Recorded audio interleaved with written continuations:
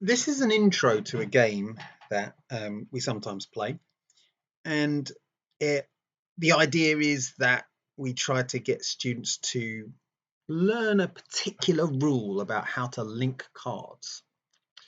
And it works like this. So I might choose a card like that, and it doesn't matter. They don't need to know the numbers, and there's nothing like that needs to happen. So I'm just going to choose any one card, and then they have to test that card and see if they can find a card that links to it. And they don't need to know the number. Nothing really they need to know. Just need to look the at the discs, the colours, and base it on that. So they might choose a card, and then I will decide whether it links or not. And so, for example, that doesn't link, and that's one bit of evidence then that they've got, and then they can choose again. So choose that one. Nope, that does not link. And so we discard it, I suppose, and can keep going. No, and yes, so that one links, and then when one links, we'll put them there, and then they can keep going. They've got to try and find as many that link as possible, and anytime they link, I'll just put them there to say yes, that works.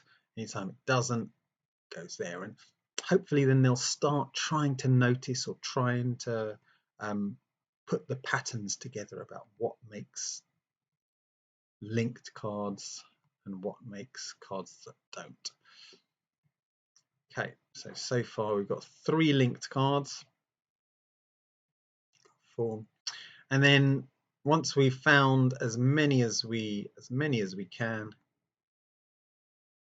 then we discard these cards. They'll get put them away, and we'll start with a new card. So now I've got this card. I've got to find any cards that link to it. So yeah, that one doesn't, and all sorts of reasons that students could think about why that happens, and we kind of incentivize them not to tell others as well, so that if we play it competitively, or it can be played collaboratively. They're trying to get as many cards that match as not, and then when they're done, they're done. So, and you just keep going, and you can see once they start to get it, hopefully they will just find lots and lots of the cards that work and won't make as many mistakes or make as many non-examples, I should say. But may still make some. And that's the idea. So once they've done that and they've got a good sense of how cards get linked, then they can start to play the next game.